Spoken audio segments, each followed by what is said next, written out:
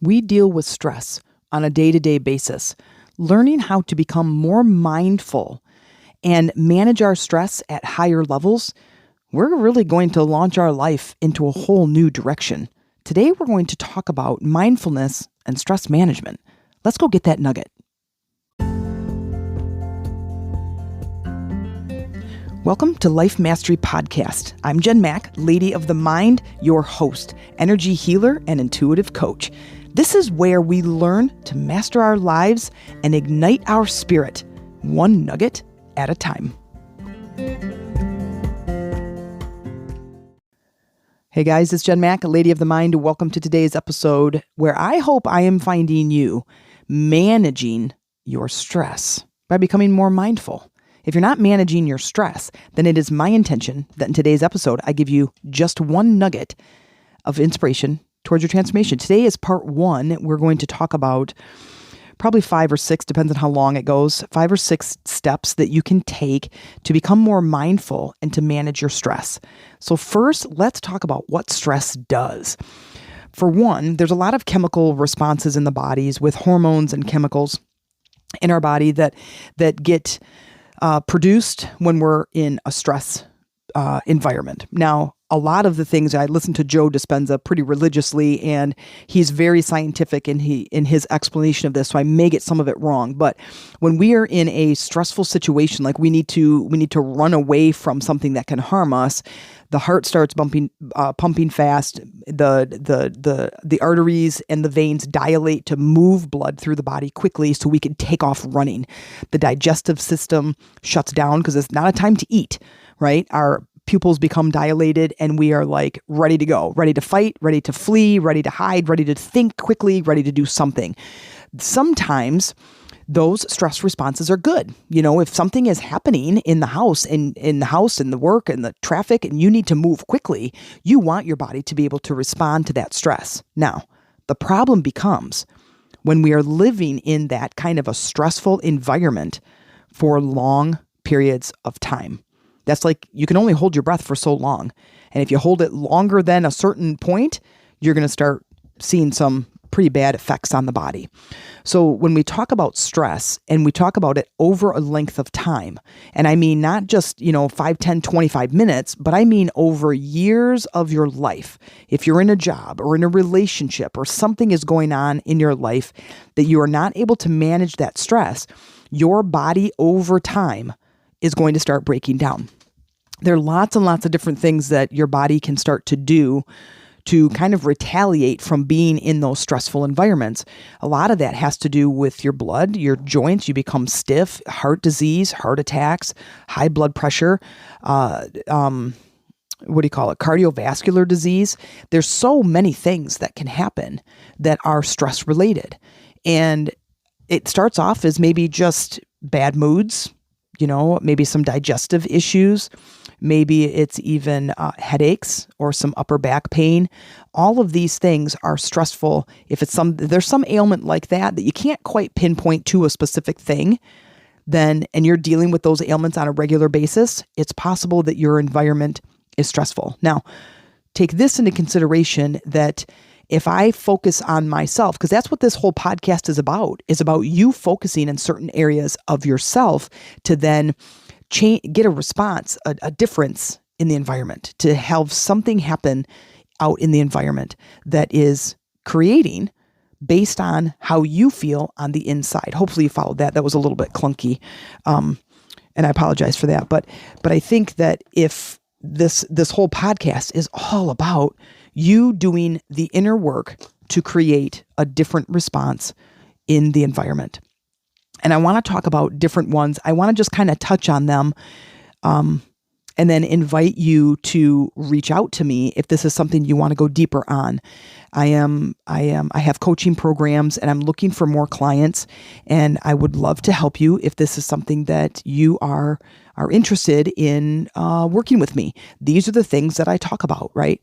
And I have a huge background in a lot of different areas, which is really interesting to, when I as an entrepreneur and as a coach, and as a businesswoman, and I look at other businesses and they say you have to niche your market. You really have to niche down and talk to one specific person. I'm like, okay, but how do I do that? Because I work with the client. So I have parenting skills that I can help you with parenting. I was a personal trainer, so I have, exercise stuff like that. I have nutrition background, mild anyway, like basic nutrition. Of course, meditation, energy work, the chakras. I mean, my list of my area of expertise to be able to help any single individual is quite broad. And so it's hard for me to niche down, but just know that no matter where you come in, if you and I work together or you work with my group coaching clients, if you want to work with a group of people, it really is about finding where you are in your life and then me using whatever skills that I have to be able to help you. So reach out, and you'll hear it at the end of the podcast, ways to reach out to be able to find out if coaching is right for you. Okay, let's get started. So stress management or mindfulness and stress management. So my number one is always this, and it's always meditation practice. If you haven't started your daily meditation practice, please do.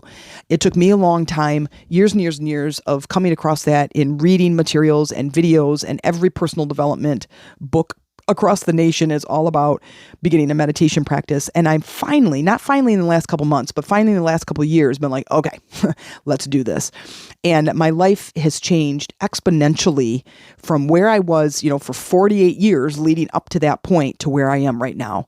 And that is an amazing thing. So if you have a hard life right now, if things just aren't breaking free or breaking loose and nothing's changing, please begin a meditation practice. In my coaching programs, we do all kinds of teachings and practice, and you get little homework and stuff about how to meditate, what you have to overcome, things that you have to do. I talk a lot about it in all of the episodes.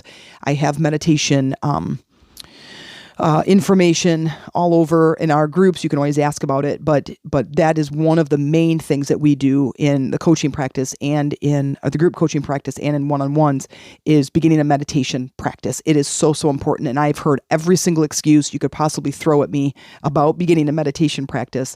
You don't have time. You fall asleep. You can't sit still. You can't focus. It's just too hard. You did it once and it didn't work. All of those excuses are what's preventing you from creating the life that you want to live. So that is number one, is creating and beginning your meditation practice. The next, and so very important, is getting outside.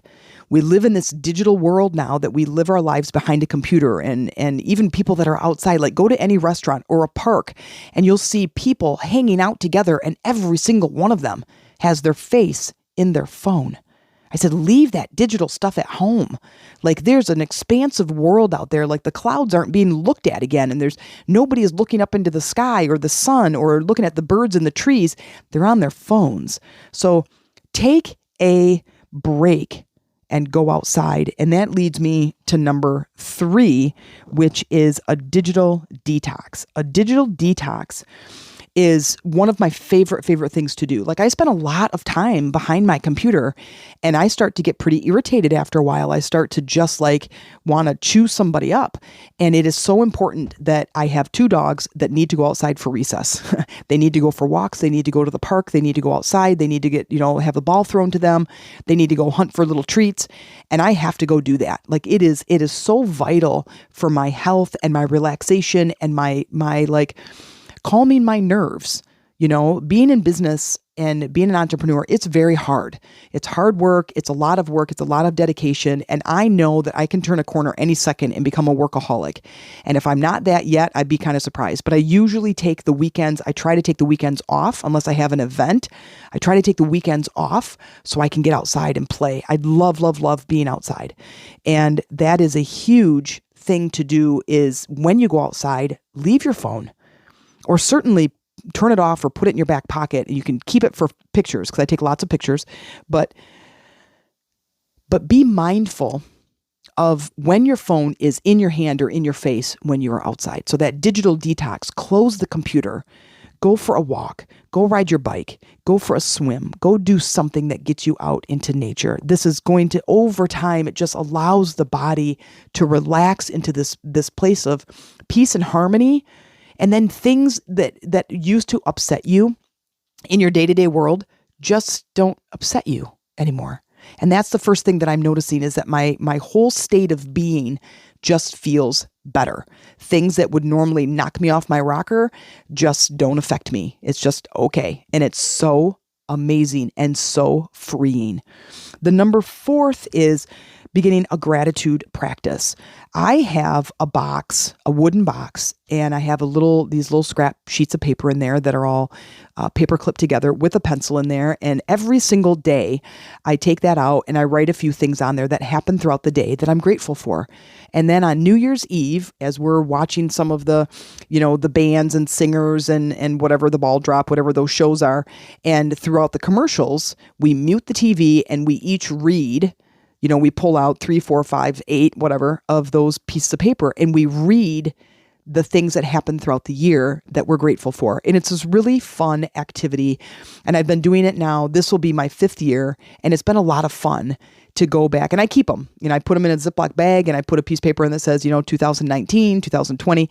And I just really love to go back and to read these things that really start to bring more gratitude into my life, make me feel more better. Are you kidding me? To make me feel better about life and about just, it improves my emotional state. My health is better. Everything just starts to flow a lot nicer. And then I feel like I'm in harmony with nature. And I just love it. I just love it. So beginning a gratitude practice. The next is to begin a visualization practice. One of my favorite skills is my ability to visualize. Not everybody has it. I hear a lot of people say that I don't see anything. I can't visualize. And then I always ask them, if I walked out of the room and then 10 minutes later and came back in the room, would you recognize me? And they go, well, yeah, I would. I said, well, then you have visualization skills, because if I go out of the room, you can't see me. But if I come in, what happens is that you look at me and your brain goes and try to compute, and do I know this person? And immediately within seconds, oh yeah, she was just in here. Her name's Jen. Or yeah, that's my sister. Or yeah, that's my mom. Or yeah, that's my daughter, right? And you just, so you have the ability to visualize. But what I want to encourage is, during times of stressful situations, whatever you have going on that is stressing you out in your life, is to visualize changes happening. Visualize what would be different if this situation were different. If it wasn't stressful, what would it be? And to begin visualizing new ways of the situation basically resolving itself. How can this move into a space that feels amazing? What would that look like?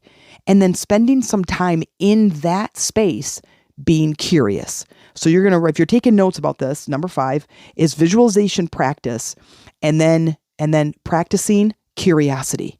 I wonder what it's going to be. I wonder how this could change. I wonder what's going to happen. When we're using stressful words to say, oh man, yeah, I'm going to go to this thing, but it's going to suck. Those are the words that you're sending out in front of you, and you're basically setting the intention that whatever is going to happen is going to be bad. So thinking of the power, how much words mean to our existence. And that is like one of the simplest things to change, is to use different words and to be like, okay, I'm curious how this is going to go. Even if 500,000 times in a row, it's been terrible.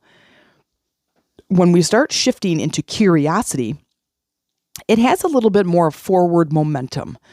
Curiosity is this moving state that moves us forward instead of us looking to the past to recreate our future. If I look to the past to recreate our future, we are living in this constant loop. And if you're looking at things that are stressful and recreating a stressful future, you're now in a stressful loop, and it's going to start catching up with you. So I would highly recommend a visualization practice where you're just sitting and visualizing different outcomes from whatever stressful situation that you're in, and then being curious about how things can change. Working at that state really starts to break up the energy and allow you to move into really, really higher vibrational frequencies, allowing that stress to really start melting away. The last one in this part 1 is what I call a body scan and a release. A body scan and a release is when you are already kind of triggered. You're already in that stressful position, that stressful emotional state, is to go into a quiet place. Now you got to be mindful. So you're in it. You might be yelling. You might be frustrated, slamming doors, whatever you're doing, is to be like, wait. I'm going to try something. Go into a quiet place and sit down and feel into the stress in your body. Where are you getting the sensation in your body that is telling you that you're stressed out? It's somewhere. It's somewhere in there. And if you can't find it right away, if this is new to you, if introspection is new to you, and you can't find it right away, is ask the energy to reveal itself. Where are you? It's like playing hide and seek. Where are you, energy? Show yourself. Reveal yourself to me. And then you can keep thinking of the stressful in situation just for a second, just so you can feel into the energy. Sometimes it's in the stomach, sometimes it's the upper body, sometimes it's in the arms, whatever it is. Then the next step is to release it. So if wherever that body part is to move that body part, contract the muscles and relax the muscles. If it's in your stomach, take deep belly breaths. If it's in your shoulders, move your arms and shrug your shoulders and roll your head around to try to loosen that up and release that. And then after you're releasing that is, what do I want to bring into its place? Or what do I want to replace it with?